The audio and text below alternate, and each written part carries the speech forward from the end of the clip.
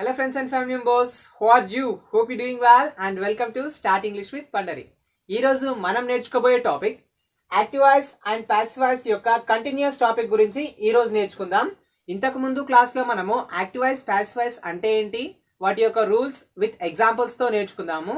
ఈ రోజు క్లాస్ లో మనము ఇంటరాగేటివ్ సెంటెన్స్ ని, నెగటివ్ సెంటెన్స్ ని, imperative sentence and double object ఉన్నటువంటి సెంటెన్స్ ని మనము ఏ విధంగా పాసివ్ వాయిస్ లోకి మార్చుతాము అనేది ఈ రోజు ఈ క్లాస్ ద్వారా నేర్చుకుందాం. అయితే అంతకంటే ముందు మనము యాక్టివ్ వాయిస్ పాసివ్ వాయిస్ యొక్క రూల్స్ ని మరొకసారి చూద్దాం.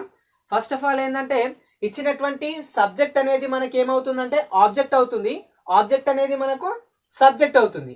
తర్వాత ఇచ్చినటువంటి స్టేట్మెంట్ లోని సెంటెన్స్ టెన్స్ ని బట్టి, దాని తర్వాత మనం వాడేటువంటి సబ్జెక్ట్ ని బట్టి మనకు హెల్పింగ్ వర్బ్ ని చూస్ చేస్తాము. అండ్ థర్డ్ వన్ ఏంటంటే ఇచ్చినటువంటి స్టేట్మెంట్ ఏ టెన్స్ లో ఉన్నా సరే మనము పాసివ్ వాయిస్ లో మార్చుకునేటప్పుడు వర్బ్ యొక్క మూడో రూపం అంటే పాస్ట్ పార్టిసిపుల్ ని మాత్రమే వాడతాము. తర్వాత నెక్స్ట్ పాయింట్ ఏంటంటే బై అనే ప్రిపోజిషన్ ని వాడతాము. అండ్ లాస్ట్ పాయింట్ సబ్జెక్ట్ అనేది మనము ఆబ్జెక్ట్ గా రాస్తాము. ఇవి మనకు యాక్టివ్ వాయిస్ పాసివ్ వాయిస్ లో ఉన్నటువంటి రూల్స్. ఈ 5 రూల్స్ ని మీరు కొంచెం ప్రాక్టీస్ చేయండి. And coming to the point, ఈ రోజు మనము నెగటివ్ సెంటెన్సెస్ ని పాసివ్ వాయిస్ లో ఎలా మార్చాలి అనేది చూద్దాం. ఇక్కడ నెగటివ్ సెంటెన్స్ అంటే ఇచ్చినటువంటి స్టేట్మెంట్ అనేది మనకు నెగటివ్ అర్థాన్ని ఇస్తుంది. అయితే ఇక్కడ మనం పెద్దగా ఆలోచించాల్సినటువంటి పని లేదు, ఎందుకంటే ఇచ్చినటువంటి సెంటెన్స్ అనేది మనకి ఏమవుతుంది అంటే నాట్ అనేది అదనంగా వస్తుంది తప్పిస్తే ఈ మిగతా సెంటెన్స్ అనేది మనకు యాజ్ ఇట్ ఈస్ గానే ఉంటుంది. సో మనం ఇంతకుముందు యాక్టివ్ వాయిస్ నుంచి పాసివ్ వాయిస్ లోకి మార్చేటప్పుడు ఎలాంటి రూల్స్ అయితే పాటించామో వీటిలో కూడా సేమ్ అవే రూల్స్ ఉంటాయి. కాకపోతే ఇక్కడ మనకు నాట్ అనే పదం అనేది అడిషనల్ గా వస్తుంది అంతే. చెకింగ్ ఎగ్జాంపుల్, ఇక్కడ ఇచ్చినటువంటి స్టేట్మెంట్ ని మనం ఒకసారి అబ్జర్వ్ చేస్తే I do not eat a mango. ఇక్కడ ఇంతకుముందు మనం ఏం రాసాము, ఐ ఈట్ ఎ మ్యాంగో అనేటువంటి సెంటెన్స్ ని ఇప్పుడు మనము డు నాట్ అని రాస్తున్నాము అంతే. అంటే ఇక్కడ మనము నాట్ అనేది ఒక్కటి తీసేస్తే మనకేమనిపిస్తుంది, ఐ ఈట్ ఏ మ్యాంగో కనిపిస్తుంది. అంటే ఇక్కడ ఉన్నటువంటి నాట్ ఒకటి లేదనుకుంటే మనకు ఈ సెంటెన్స్ అనేది మనకు సింపుల్ ప్రెజెంట్ టెన్స్ లో ఉంది కాబట్టి మనము యామ్, ఈజ్, ఆర్ V3 ని రాస్తాము. అయితే ఇది నెగిటివ్ లో ఉంది కాబట్టి మనము am, is, are plus not plus V3 ని రాయాలి. Second example, mango is not eaten by me. అంటే ఇంత ముందు రాసిన దాంట్లో మనం ఏం రాసాము, a mango is eaten by me రాసాము. ఇక్కడ మనము నాట్ అనేది ఒకటి అడిషనల్ గా జాయిన్ చేసాము తప్ప ఈ నెగిటివ్ స్టేట్మెంట్ కి మనం ఇంత ముందు రాసినటువంటి స్టేట్మెంట్ కి ఎలాంటి తేడా లేదు. మీకు ఇంకో ఎగ్జాంపుల్ చెప్తే ఈజీగా అర్థమవుతుంది. ఇక్కడ ఎగ్జాంపుల్ చూద్దాం, I have not eaten a mango. ఇక్కడ ఇంత ముందు మనం రాసినటువంటి స్టేట్మెంటే యాజ్ ఇట్ ఈస్ గా ఉంది. ఇది ఏ టెన్స్ లో ఉంటుంది, I have eaten a mango అనేది మనకి ఏ టెన్స్ అవుతుంది అంటే ప్రజెంట్ పర్ఫెక్ట్ టెన్స్ అవుతుంది. ఈ ప్రజెంట్ పర్ఫెక్ట్ టెన్స్ కి మనము నాట్ ని అదనంగా యాడ్ చేస్తున్నాము, అదే మనకు నెగిటివ్ సెంటెన్స్ అవుతుంది. అయితే దీన్ని మనము పాసివ్ వాయిస్ లో మార్చుకునేటప్పుడు ఎ మ్యాంగో అనేటువంటి ఆబ్జెక్ట్ ని మనం సబ్జెక్ట్ గా రాస్తున్నాము. తర్వాత ఇచ్చినటువంటి టెన్స్ అనేది మనకు ప్రజెంట్ పర్ఫెక్ట్ లో ఉంది కాబట్టి మనం ఇక్కడ హ్యావ్ ఆర్ హ్యాజ్ అనేటువంటి హెల్పింగ్ వర్బ్ ని రాయాలి. ఇక్కడ ఐ హ్యావ్ రాసాము ఎందుకంటే ఐ, వియు, దేలకు మనము హ్యావ్ ని వాడతాము. తర్వాత third person singulars he, she, it and nouns singular గా వచ్చినప్పుడు మనం హ్యాజ్ ని రాయాలి. ఒకవేళ ఇక్కడ మ్యాంగోస్ వస్తే మనము హ్యావ్ రాస్తాము. తర్వాత మనము నాట్ ని రాయాలి, తర్వాత బీన్ అనేది రాయాలి, తర్వాత వర్బ్ యొక్క మూడో రూపం పాస్ట్ పార్టిసిపుల్ రాసి, తర్వాత బై అనే ప్రిపోజిషన్ రాసి, చివరిగా మనము సబ్జెక్ట్ ని ఆబ్జెక్ట్ గా రాస్తాము. అయితే మనకి ఇక్కడ ఒక డౌట్ రావచ్చు, ఇక్కడ హ్యాస్ బీన్ కలిపి రాయాలి కదా, ఎందుకు మధ్యలో నాట్ రాసాము అంటే ఇచ్చినటువంటి సెంటెన్స్ లో మనకు 2 హెల్పింగ్ వర్బ్లు వస్తే ఆ 2 హెల్పింగ్ వర్బ్స్ లో ఫస్ట్ హెల్పింగ్ వర్బ్ ని మనము మెయిన్ హెల్పింగ్ వర్బ్ అంటాము, రెండవ హెల్పింగ్ వర్బ్ ని మనము సపోర్టింగ్ హెల్పింగ్ వర్బ్ అంటాము. సో ఇక్కడ నాట్ గాని మరే విధమైనటువంటి వర్డ్ అనేది సబ్జెక్ట్ తర్వాత వచ్చినప్పుడు మనము వాటిని ఏం చేస్తాము అంటే సబ్జెక్ట్ ని రాసి తర్వాత మెయిన్ హెల్పింగ్ వర్బ్, తర్వాత నాట్ రాసి తర్వాత సపోర్టింగ్ హెల్పింగ్ వర్బ్ ని రాస్తాము. అయితే వీటిలాగానే మనకు యాడ్వర్బ్స్ అనేవి కూడా చాలా సందర్భాల్లో మనకు సబ్జెక్ట్ తర్వాత వస్తాయి. వీటిని కూడా ఈ ఫార్ములా ప్రకారమే మనము చేంజ్ చేస్తాము. Second example, I always eat a mango. ఇక్కడ ఇచ్చినటువంటి సెంటెన్స్ అనేది మనకు సింపుల్ ప్రెజెంట్ టెన్స్ లో ఉంది. సో దీని యొక్క ఫార్ములా మనకి ఏమవుతుంది అంటే subject plus adverb plus V1 or V5 plus object గా వస్తుంది. దీన్ని ప్యాసివ్ వాయిస్ లోకి మార్చితే ఇక్కడ ఆబ్జెక్ట్ అనేది మనకు సబ్జెక్ట్ అవుతుంది ఎ మ్యాంగో. ఇచ్చినటువంటి సెంటెన్స్ అనేది మనకు సింపుల్ పాస్ట్ లో ఉంది కాబట్టి am is are plus adverb plus V3 ని రాయాలి. ఇక్కడ మ్యాంగో అనేది సింగులర్ కాబట్టి మనము ఈజ్ ని రాస్తున్నాము. తర్వాత ఇచ్చినటువంటి యాడ్వర్బ్ ని యాజ్ ఇట్ ఈజ్ గా రాస్తున్నాము. తర్వాత మనము V3 ని రాస్తున్నాము. తర్వాత బై అనే ప్రిపోజిషన్, తర్వాత సబ్జెక్ట్ ని ఆబ్జెక్ట్ గా రాస్తున్నాము. Taking the another example, I have always eaten a mango. ఇక్కడ ఇచ్చినటువంటి టెన్స్ లో మనకు యాడ్వర్బ్ అనేది వచ్చింది. మనకు ఇచ్చినటువంటి సెంటెన్స్ అనేది ప్రెసెంట్ పర్ఫెక్ట్ టెన్స్ లో ఉంది కాబట్టి దీన్ని మనము ఏ ఫార్ములా ప్రకారం రాస్తాము? Have or has plus been plus V3 గా రాస్తాము. అయితే ఇక్కడ ఆల్వేస్ అనేది అంటే యాడ్వర్బ్ అనేది మధ్యలో వచ్చింది కాబట్టి have or has plus adverb plus been plus V3 గా రాయాలి. Second example, a mango has always been eaten by me. ఇక్కడ కూడా మనము సేమ్ ఫార్ములానే రాసాము. ఇక్కడ హ్యాస్ తర్వాత మనము బీన్ రాయకుండా హ్యాస్ కి బీన్ కి మధ్యలో మనము యాడ్వర్బ్ ని రాసాము. ఇది మనకు చాలా చాలా ఇంపార్టెంట్ అయిన బిట్ అవుతుంది. ఎందుకంటే కరెక్షన్ ఆఫ్ సెంటెన్స్ లో వీటిని అడిగే ఛాన్సెస్ అనేవి ఎక్కువగా ఉంటాయి. అయితే మనం ఇక్కడ ఇంకొక విషయాన్ని గుర్తుంచుకోవాలి. ఇచ్చినటువంటి యాడ్వర్బ్స్ అనేవి సబ్జెక్ట్ తర్వాత వస్తేనే ఈ ఫార్ములా ప్రకారం రాయాలి. ఒకవేళ మనకు యాడ్వర్బ్స్ అనేవి మనకు సెంటెన్స్ చివర వస్తే మనము వాటిని సెంటెన్స్ చివర యాజ్ ఇట్ ఈజ్ గానే రాస్తాము. And now second one, interrogative sentence. ఈ ఇంటరాగేటివ్ సెంటెన్స్ ని మనము ప్యాసివ్ వాయిస్ లోకి ఏ విధంగా మార్చుదామో ఒకసారి చూద్దాము. అయితే ఫస్ట్ ఆఫ్ ఆల్ ఏంటంటే ఇంటరాగేటివ్ సెంటెన్స్ అనేవి మనకు క్వశ్చన్స్ అడగడానికి ఉపయోగపడతాయి. అయితే ఇవి మనకు టూ టైప్స్ గా ఉంటాయి. ఫస్ట్ వన్ ఏంటంటే yes or no questions and the second one WH questions. ఈ ఎస్ ఆర్ నో క్వశ్చన్స్ అనేవి మనకు starting of the sentence helping verbs తో ప్రారంభమవుతాయి. అదేవిధంగా WH క్వశ్చన్స్ అనేవి మనకు వాట్, వెన్, వేర్, వై, హౌలతో ప్రారంభమవుతాయి. వీటితో పాటుగా మనము హూ అనేటువంటి కూడా ప్యాసివ్ వాయిస్ లోకి ఏ విధంగా మార్చాలి అనేది చూద్దాము.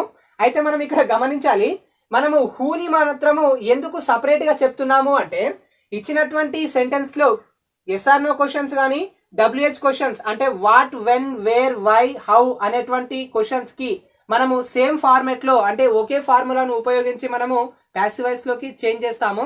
కానీ హూకి మాత్రం మనము సపరేట్ ఫార్ములాని యూజ్ చేస్తాము. అది ఏ విధంగా అనేది ముందు ముందు చెప్తాము. అయితే ఫస్ట్ వన్ ఏంటంటే ఈ ఎస్ ఆర్ నో క్వశ్చన్స్ ని మనము ఎలా ప్యాసివ్ వాయిస్ లోకి మార్చాలో చూద్దాం. ఇక్కడ ఎస్ ఆర్ నో క్వశ్చన్స్ అనేవి మనకు స్టార్టింగ్ ఆఫ్ ద సెంటెన్స్ అనేవి హెల్పింగ్ వర్బ్స్ తో ప్రారంభమవుతాయి. సో ఇక్కడ ఇచ్చినటువంటి స్టేట్మెంట్ లో can I eat a mango, దీన్ని ఎలా మార్చాలి అంటే ఇచ్చినటువంటి స్టేట్మెంట్ లో మనకు కెన్ తర్వాత V1 ఉంది.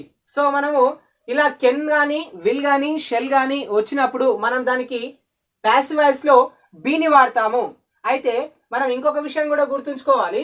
ఇచ్చినటువంటి స్టేట్మెంట్ లో మనకు రెండు హెల్పింగ్ వర్బ్స్ వచ్చినప్పుడు వీటిని ప్రక్క ప్రక్కన రాయము. అది ఏ విధంగా రాయాలో ఒకసారి చూద్దాం.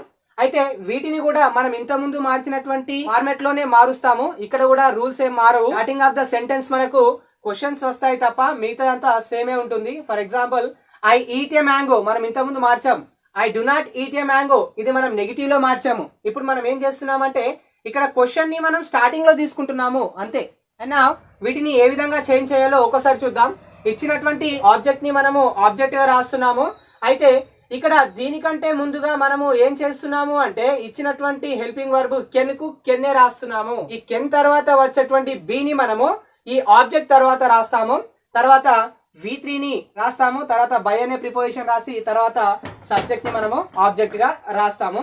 Second example, can I eat a mango అనేటువంటి సెంటెన్స్ ని మనము ప్యాసివ్ వాయిస్ లో మార్చినప్పుడు ఏమవుతుంది అంటే can a mango be eaten by me అవుతుంది. And next one, WH questions ని మనము ప్యాసివ్ వాయిస్ లో మార్చుతున్నప్పుడు ఏ విధంగా మారుస్తాము అంటే ఇక్కడ ఇచ్చినటువంటి ఫార్ములానే మనం ఇక్కడ వాడతాము.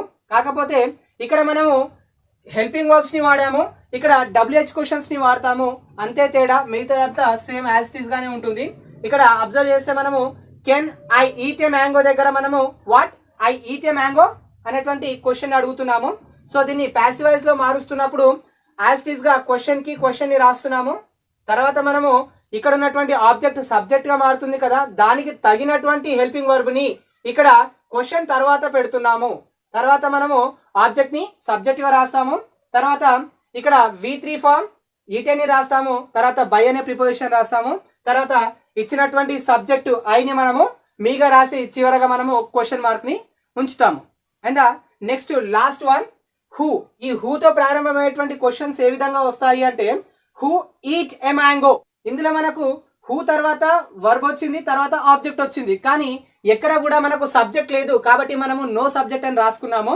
అండ్ దీన్ని ఎలా మార్చాలి అనేది ఒక్కసారి చూద్దాం. ఇక్కడ ఇచ్చినటువంటి స్టేట్మెంట్ లో సబ్జెక్టు లేదు కాబట్టి మనం ఇక్కడ హూమ్ ని రాస్తాము.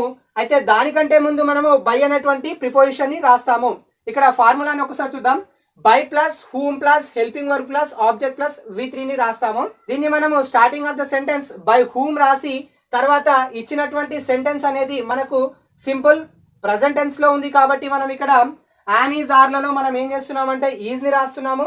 తర్వాత ఆబ్జెక్ట్ ని తర్వాత V3 ని రాస్తాము. చివరగా మనము క్వశ్చన్ మార్క్ ని ఉంచుతాము. ఇందులో సబ్జెక్ట్ అనేది ఉండదు. అండ్ నా next one double objects sentence రూపంలో వచ్చినప్పుడు వాటిని ప్యాసివ్ వాయిస్ లో ఏ విధంగా మార్చాలి అనేది ఇప్పుడు చూద్దాము.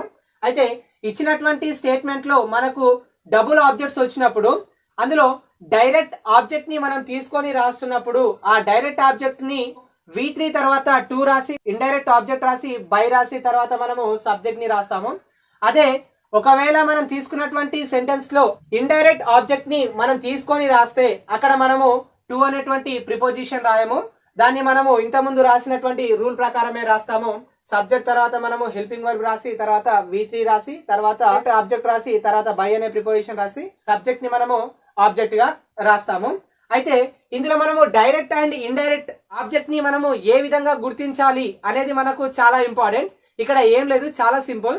ఇచ్చినటువంటి సెంటెన్స్ లో పర్సన్స్ ని తెలియజేస్తే అవి మనకు ఏమవుతాయి అంటే ఇండైరెక్ట్ ఆబ్జెక్ట్స్ అవుతాయి. ఇక్కడ మీ అనేది మనకు పర్సన్స్ ని తెలియజేస్తుంది.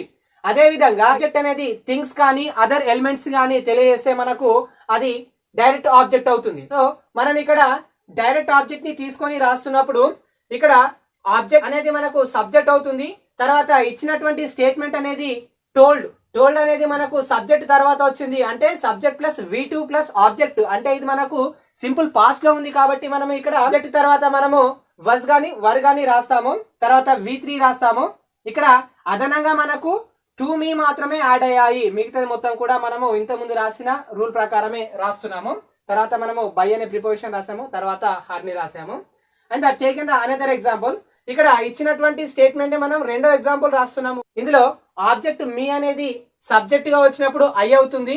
ఇచ్చినటువంటి స్టేట్మెంట్ అనేది సింపుల్ పాస్ట్ లో ఉంది కాబట్టి వజ్ వర్లలో మనము ఐకి వజ్ ని వాడతాము. తర్వాత V3 అంటే పాస్ట్ పార్టిసిపుల్ గా మనము టోల్ ని వాడుతున్నాము. తర్వాత మనకి ఇచ్చినటువంటి డైరెక్ట్ ఆబ్జెక్ట్ ని యాస్టీస్ గా రాసి తర్వాత మనము బై అనే ప్రిపోజిషన్ రాసి ఇచ్చినటువంటి సబ్జెక్ట్ షీ ని మనం ఇక్కడ హర్ గా రాస్తున్నాము.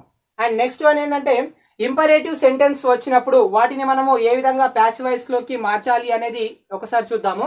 ఇక్కడ ఇంపరేటివ్ సెంటెన్స్ లో కూడా మనకు సబ్జెక్ట్ అనేది ఉండదు.